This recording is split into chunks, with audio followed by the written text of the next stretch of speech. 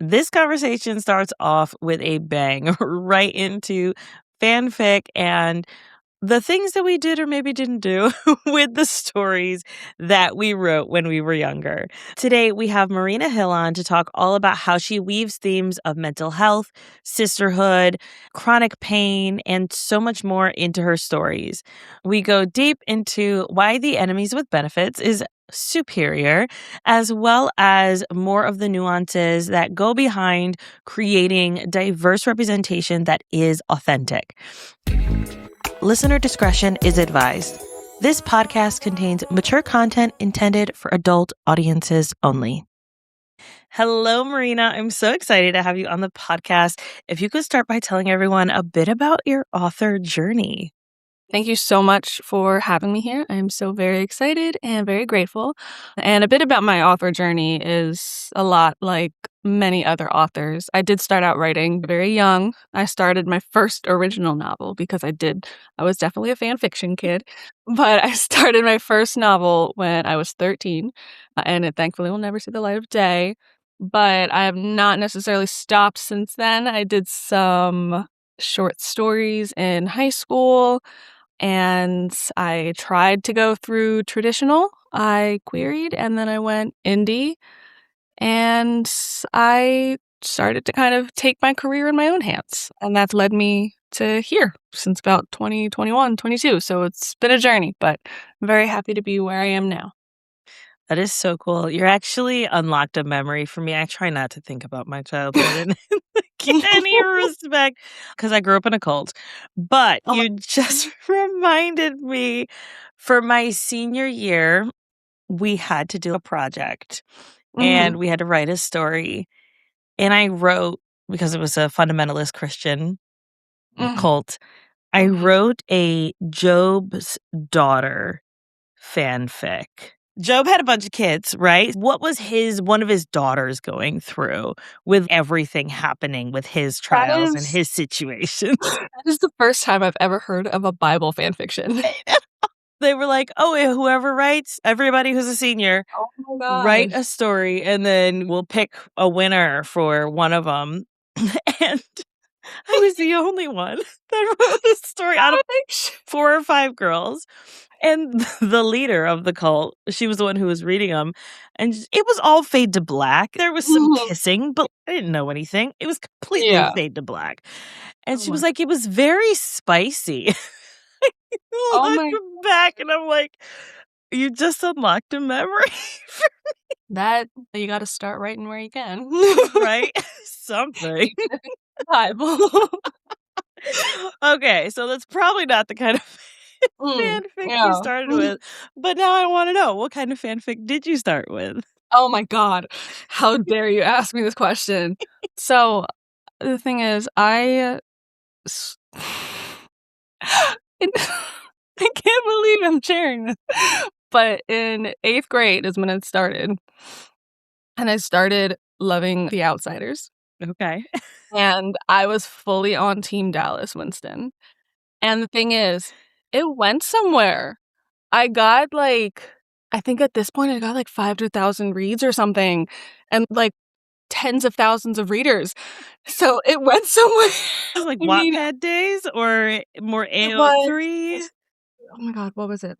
Quote fee, quotev. People do different things. Yeah, I was on a weird one, and then I finally switched to Wattpad. I don't know why I ended up on quote fee. Maybe that's because where all the other Outsiders fan fiction was.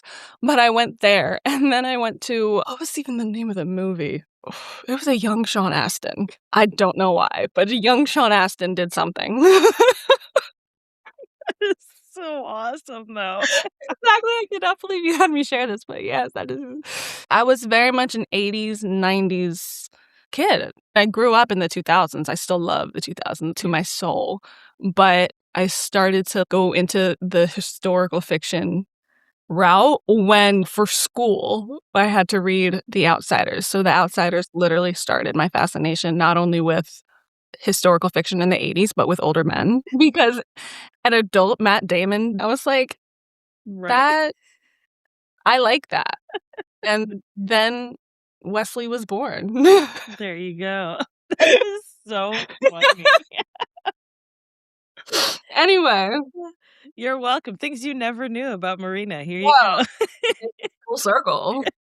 I mean, the thing is Wesley as a archetype was kind of in my very early readers, and that would be, like, writer friends in a way, because this book was never published, but Wesley and Nina were very much their archetype of a dynamic and relationship was actually already written in a fantasy book, in the first fantasy book I wrote, and it wasn't until I turned back and I'm like, "This is identical." So, Nina and Wesley were destined to manifest, or them as a role were destined to really come out in a book form in any way, shape, or form, whether it's in a fantasy book set in ancient, like, Africa versus a contemporary romance novel, but their dynamic was really similar, and I shocked myself. And then I led to that because of my Outsiders thing, so it all tracks together. I love it. And the book that you're referencing is Roaming Yes. Holiday. Yep. Okay, first of all, this cover is gorgeous. I want to smooch it. Oh, I have the best artist ever. She has been with me literally since book 1. I feel like it's tradition now to get art done by her with every cover or with every book. At this point, it's a brand. Same person. And one thing I love is that you have this kind of as a Roman Holiday meets Princess Diaries. As someone who loves both of those movies very much, Audrey Hepburn, Yes. fashion was always goals One of my for favorite me. movies ever. And then Princess Diaries just grew up Shaped me. watching that. It's so awesome. Yes. So tell everybody a bit about this one, what they can expect, what the storyline is, etc. Obviously, no spoilers for anyone who hasn't Yeah. read it yet. So, Roaming Holiday is definitely very much like you said, Roman Holiday-esque in a way, definitely inspired such by that, definitely more heavily influenced by Princess Diaries, and just a general loose concept. And with the vibes, that kind of feels that way.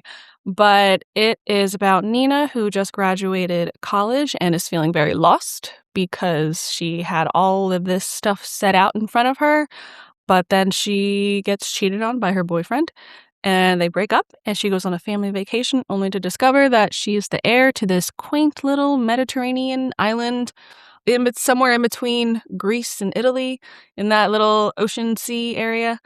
And she spends the summer deciding if she wants to take the throne and just exploring the island and learning more about her ancestry and her mother, who she doesn't have a lot of memories of. And all the while, she's falling in love with her bodyguard, who is running from his past. And so there's definitely some John Wick vibes in it, and I think that kind of catches some people by surprise.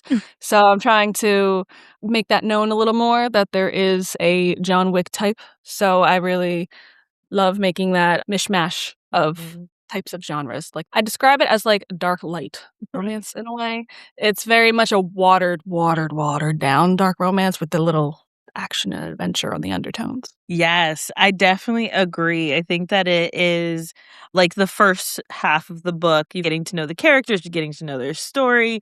And then once you get to know them, you're like, oh no, there's some stuff here. Let's Yes. go deeper. And that's where you get into Yeah. more of the action-y part. Mhm. And don't wanna say pleasantly surprised because the cover is gorgeous, so I already knew I was gonna like it. But Thanks. I don't know that I've read enough royalty books Mhm. to be like, "Yeah, this is a genre that I like." But I think that the way that you meshed the just an average girl who's Mhm. just trying to figure herself out. Okay, now I have this decision before me of taking the Mhm. throne, and also this bodyguard who's hot, who also like there's that forbidden element. There's the Mhm. like you said, the John Wick vibes, and so fun and it was such an enjoyable story. But I gotta say, one of the things that I absolutely loved about the first book is the relationship with the sister. Oh. And as someone who has a little sister, like, I'm the oldest of 5 kids, but me and my sister are Wow. the only girls, and Mm. so there's always been that, like, deeper connection with just us of, like, always having to share a room, always having to be, like, put together to do activities because the boys are doing sports and you guys are doing something else, Mhm. and so Yeah, it just made me like, "I miss my sister," so then I had to text her. Oh, Like, I love that relationship that you you will put be in there. so surprised to know I have no sisters. And I thought you were gonna be like, "I have the best sister."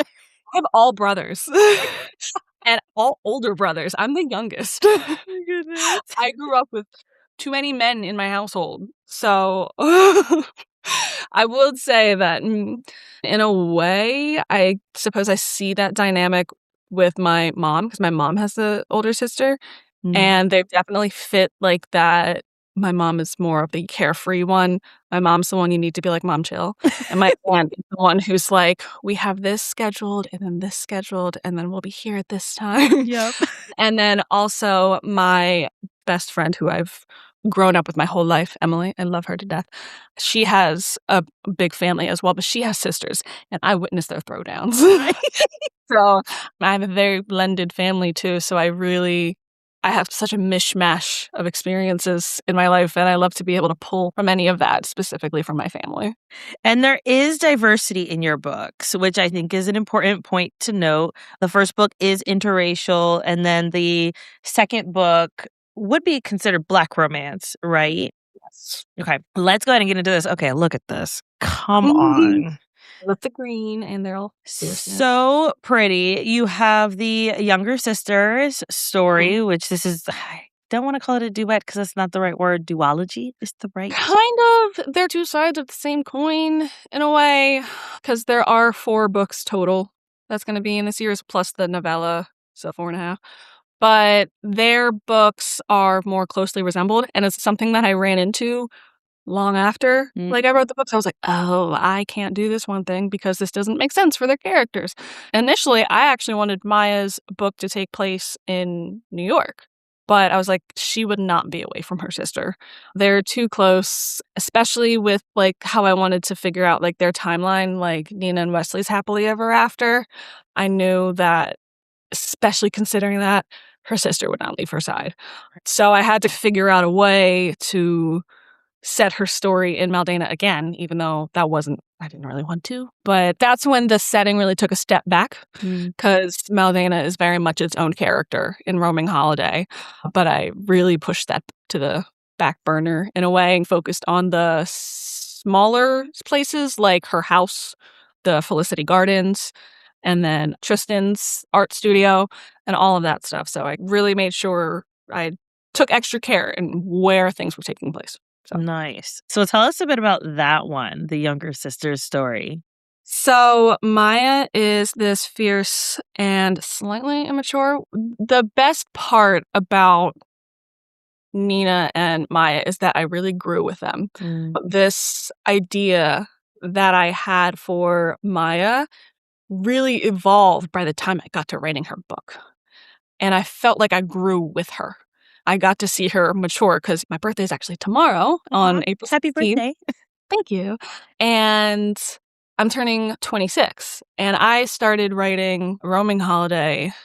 Nina was older than me when I was, like, 23. I remember I was like, "Oh, I turned my Nina year this year." And it's so interesting as a writer and as a young writer because you develop your skills so quickly.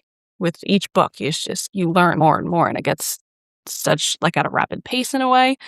And I felt myself grow alongside Maya from this more hot-headed, very much like bull in a china shop type character to still very much headstrong, but a bit more refined, Mm. with a bit more direction and a bit more life experience. I put her in the forefront of the media. You know, there's always going to be one that the media loves, and then there's going to be one that they turn on because they can't love all women. Right.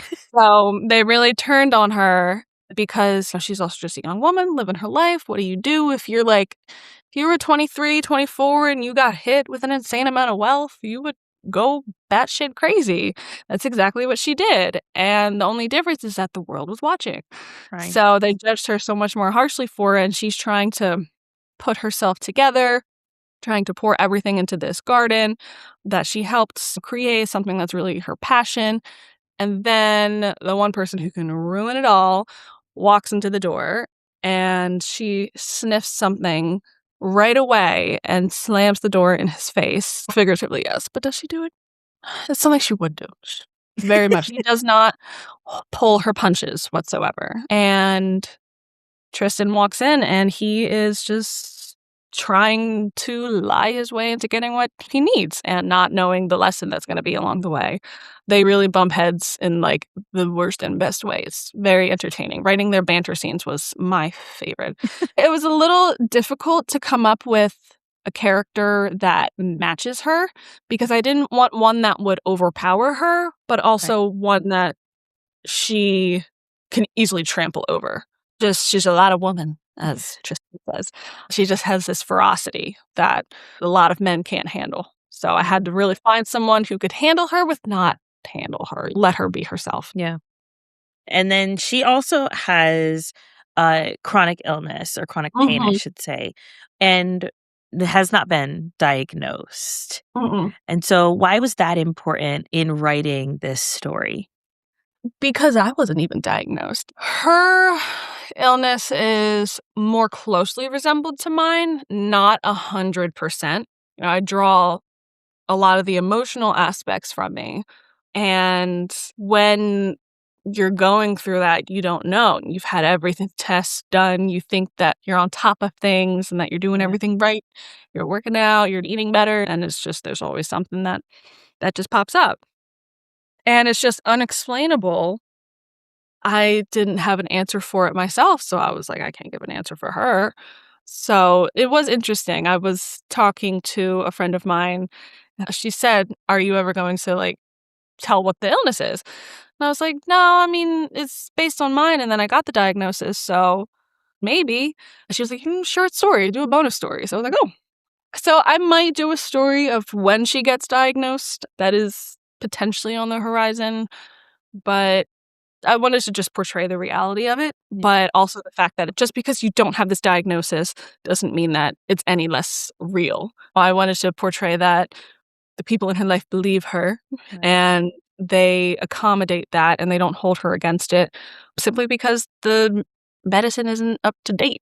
Really, it's not focused on women's health and autoimmune disorders and these things that you can't see. So, Yeah, those invisible pains and invisible illnesses, I think, are so prevalent. We had an episode with Sabina Nordquist earlier this season where she talked about chronic illness in romances and having interstitial cystitis. And I mentioned I have interstitial cystitis, which pretty much for anyone who hasn't listened to that episode means that I have potholes of exposed nerves in my bladder. So if I drink certain things or sometimes intercourse, like certain things can just flare it up and irritate it. And so I have to be very careful about those things. I have to be careful about what I eat, which stinks because I love a red sauce lasagna. Like, come on, I want to eat those whenever I want. But if I'm having a flare up, I know I actually cannot have that. But even like from that conversation of saying that, I had someone DM me and they said, they were like, my sister has interstitial cystitis. She just got diagnosed. I didn't even know this was like something that people dealt with. And I feel like when we talk about our illnesses and our pains and even the undiagnosed ones, right? To just, I think it allows people to be so seen when they're reading these stories. I even think about when my mom was alive, she was eventually diagnosed with fibromyalgia, but that's like the invisible, nobody knows disease, right? Which nobody really knows what caused it. Nobody really knows why it's happening. It's kind of aloof. And I feel like it's just a sticker they kind of throw on women without actually getting to the actual root of it. But she would be like, Alicia, I can't even zip up my pants because my hands hurt so bad and I don't know what's happening. She was a registered nurse. She has all the mental knowledge to be able to diagnose herself. She's like, I don't know what's happening. I'm just in so much pain every single day, but nothing looks wrong. I just feel like stories and romance is just such an incredible way to share that representation to allow other people to be seen. And so I'm curious if you've had anyone reach out and say, oh my goodness, thank you so much for having chronic illness in here and how maybe it reflected their own story. yeah, I definitely have had someone reach out to particularly say that they did really thoroughly enjoy the representation of it. And I have been tagging some of the reviews that say that they really appreciated it. Just as you're talking, I'm really reminding myself that the goal of it isn't to put a label on it, because I thought I had this one thing, turned out I had this other thing, and it turns out I got the 2-for-1 offer, and I walked out with the 2 diagnosis instead of 1. I was like, "Great." Did not think I had that, but now I do. But even when you get that diagnosis, I felt sicker than I was. I'm like, "Here's Marina, yesterday I had no diagnosis, and now I have 2." And I'm like, "But I feel the same as I did the other day," which in pain, Yeah. but it's okay. So, but doesn't change the fact that I still went through these things, because the diagnosis machine and trying to find the right specialist and the right insurance and the right Yeah. doctor for it, and the doctor who doesn't say, "Oh, yeah, no, you're fine." Just the one who actually listens to you and believes you, more importantly. 'Cause that is a whole other monster of itself. That's a whole storyline, and I didn't want that to be her storyline, but I wanted that to be part of her life, and I also wanted to air out some grievances. Yeah. I just wanted to let it be, rather than having it be something, "Okay, this is what it is, and this is how we're gonna fix it." Letting that just be a different part of the thing. So, yeah. You also have a bit of billionaire, anti-billionaire Oh, yes. aspects to it. And I am a firm believer there are no ethical billionaires. Correct. I'm looking at you, Oprah. There are Mm. no ethical No billionaires. single. Like, I saw someone talk about, like, how if you had made a penny every second, it would take you, like, 17 days to be a millionaire, but it would Yeah. take you, like, 37 years to be a Yes, billionaire. I It's don't like, think people understand. that Yeah, I get some people comment so brazenly, and they're like, "He did what?" This isn't necessarily a secret that he donates enough of his money to not be a billionaire. And I'm like, "I don't think you understand. He is still obscenely rich." He is still a multimillionaire. That is more money than I will dream of. It's one letter that is changing his status. I promise you, he's still above everyone else. He's still really rich, okay? And so that part was just infuriating. But yeah, I talk about this in Roaming Holiday, is that the managing and navigating an inherently unethical system. Right. And Maya definitely gets on her high horse, but she has also earned that high horse. She's like, "Hey, fuckers, you can do it. I did it, you can do it. Right. It's possible. Look, I have all these estates that were inherited to me that I don't deserve, and it's filled with all of these wealthy and extremely expensive artifacts that can be sold, and that money can help people in this country that I'm trying to represent. So that's exactly what I'm gonna do." So she puts her money where her mouth is, and she holds everyone else to that high standard, especially Tristan, who waltzes in trying to get something from her garden or from her job. And she's like, "Okay, earn it. Show me why this is important to you." And he finds that incredibly hot. And but he has to deal with some unraveling of his own learnings and his own teachings, and goes on his own spiritual journey. And when I say spiritual, not simply with money, but his own family, and because he has his own trauma with that, which inherently it shifts his decision making when it comes to that bridge. But I want to say that it's nuanced, and then it's also very not nuanced. It's just give her money away. Let's do it.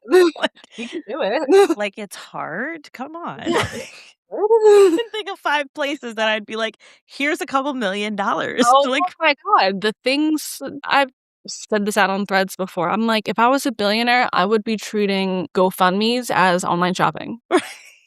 I'd be like, cancer treatment done, yeah. funeral paid for, tuition paid. The things that I would do with that money. So I also air out those grievances.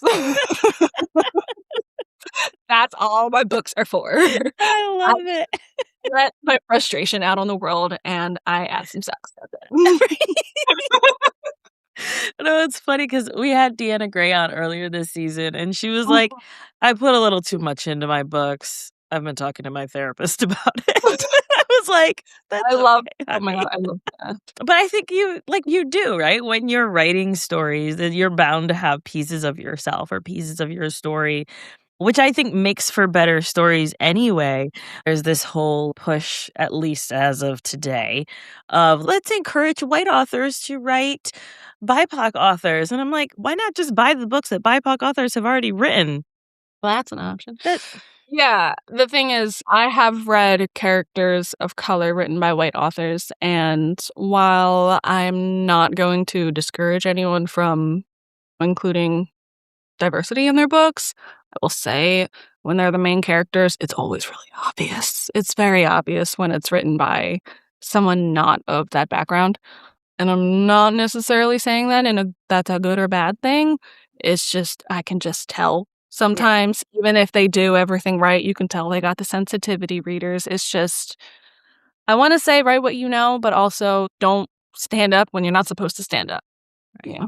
It's interesting. I saw a post, it made me laugh as a curly hair girly that was like curly hair representation. If you're writing a character who has crazy wavy curls, It's what do you everything. mean she doesn't have a bonnet on at night? Yeah. What do you mean she just slept on that whack pillowcase at her boyfriend's house? What do you mean?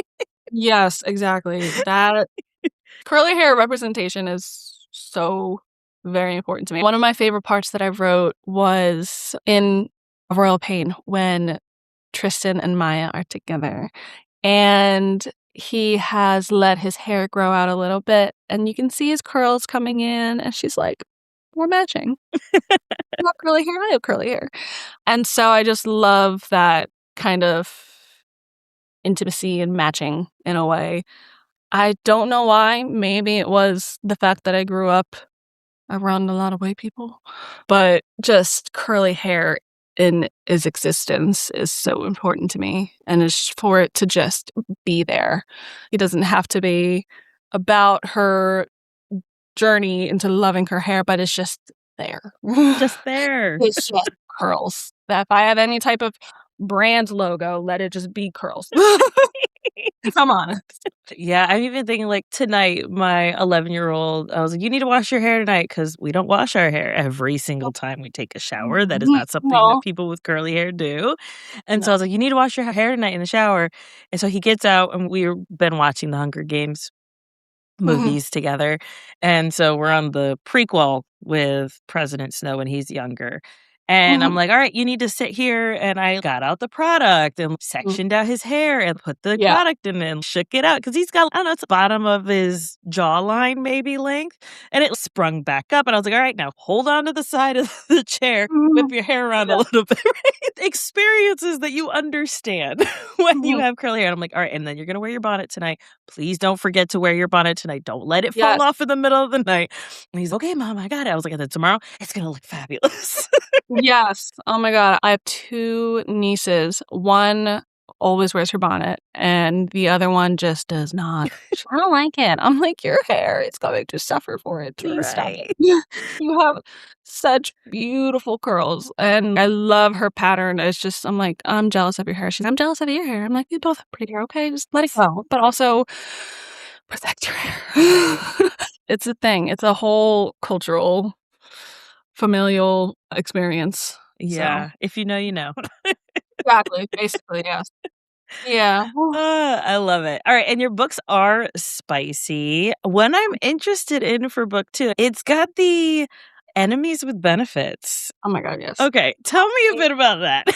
That's my new favorite trope. Enemies with benefits. It's like, "I hate you, but I can't stop myself, so we're just gonna do it, and you're gonna shut up." They just have so much tension, and one of my other favorite parts is when they're just arguing. They're just going at it. They're just like but Tristan says something like, "Each argument like bullets," and they're just blah, blah, blah, blah. And then at some point, Lila's like, "Oh my god, either shut the fuck up or fuck." fuck or shut the fuck up. You guys need to just do one of the both because this is driving me crazy. So there's definitely way more sex in that than there is in Roaming Holiday. Okay. And it had to be because that was part of the core of their start in their relationship. And I had to find a way because the thing is, I did not step into writing explicit scenes right away. Fumbled Love has no explicit scenes. Oh. And then Roaming Holiday was my first book with an explicit scene. And so then I had to jump to a book where there was going to be a lot of explicit scenes. So that was a definite adjustment. I read a lot of smut. I'll read it. But writing it, I don't use as those explicit words. There's many different levels to it. Right. There's like euphemisms, and then you can use the more just the raunchy words, just holding nothing back. But I found that wasn't my comfort style, but I still wanted it to be there. I don't know. I think I did a good job. But I thankfully found a way to have this sex montage. They are at the garden together or during the week, and they hide whatever they're doing on their own time, and then they're fucking on the weekends.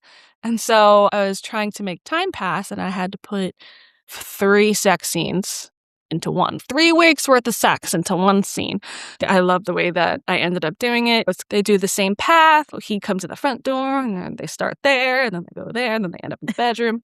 And so I was able to, in those spots where they end up, make a week pass between each of those spots and able to get that point across without having to stop the story every week to have a sex scene.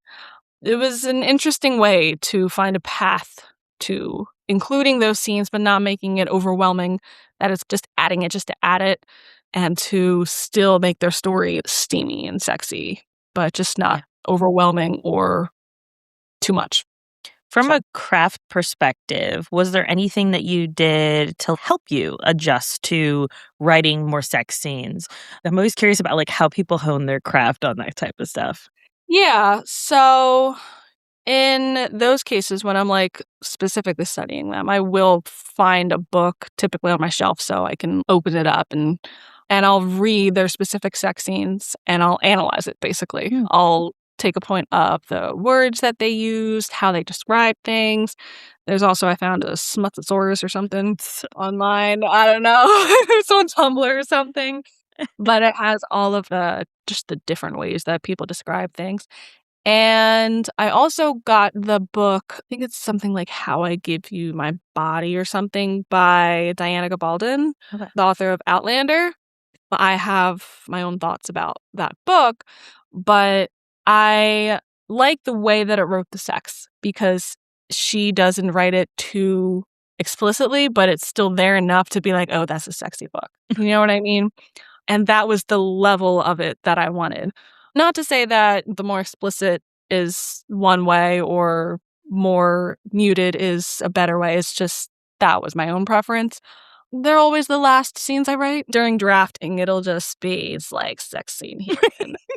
I have to go back and add it, just add it in brackets. And I have to figure out, I truly try to do the best I can to like bridge myself between it. So it's not my personal experience, like whatsoever. So that was like another unexpected thing. It was just suddenly felt really vulnerable. And I felt like I was like, the world was looking at me, was like, I need to lock that door real quick and really make it its own character and its own force of life and not reflective of myself. Yeah, that's really interesting. I'm always curious on like how people hone their craft, but also when it comes to writing sex scenes, I think every author does it so uniquely and differently in how they map it out. Okay, so you said there's 2 more books. Yes. For this series. Let's talk about that real Okay, quick. I am officially over that threshold where I can just say who the rest of the books are. But if you have not read Royal Pain, you won't know them. But that's okay. The next book is Romeo, who is Tristan's best friend. He grew up with Romeo in London, And it is very much, it's a dark romance, but it's the darkest book that I have written. These books take on the pink, the blue, and the fun and the frilly. And this still has that kind of romantic element, but there's definitely more sinister stuff. I try not to be too gory though. He is the enforcer for his mafia family. He's so secretive about everything. Romeo is just a locked book. And he meets Andy when he's 17, before he joins and is initiated and is trained into, who's tortured and enforced to become this enforcer for his family. But before that, before his innocence is basically gone, he meets Andy at school, who is reeling from the loss of her mother. And her father brings her to London for where his job is, and they meet each other and they just become best friends completely. There's always that in the back of Spanish class, there's the nerds, and then there's the bad guys who sit in the back of the Spanish class and they meet. So that's how that happened. That was a dynamic that I really liked and is reminiscent of my own time in high school. Nothing that specifically happened, but it's just that dynamic of the nerds being friends with the guys who got the tattoos, and why are you in high school with a tattoo? But so that type of thing, I love that dynamic. It's very interesting. It's this kind of protective type of thing, but they just fall in love with each other, and it's just like their first love. But they finally run into each other after 13-ish years, and they just can't stay away. I like to describe it as Love and Other Words by Christina Lauren, but make it mafia. Yep. So it has this dramatic, soul-crushing, soul-consuming romance that they just can't stay away from, and it's set in Sicily. So it's like we're going back to that island, old time type of romance setting, and it's just got this tragic tone to it, and them just fighting for their second chance together. So it's very angsty. And then the last book will be Dani, or Danica, who is Tristan's sister, but we don't know what happened to her, and you'll find out what happened to her. I know exactly what happens in her story, A, B, C. Like, I have to physically outline it, but I know everything that's going to happen in Dani's story. And I'm really excited to share more about that. But right now, I'm having fun with Romeo's story.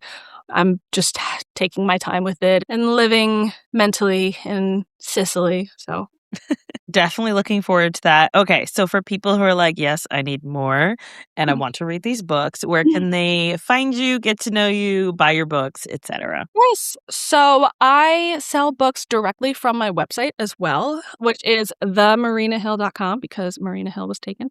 So the Marina Hill, that's not me being pompous, okay? Not it's just that Marina Hill was taken.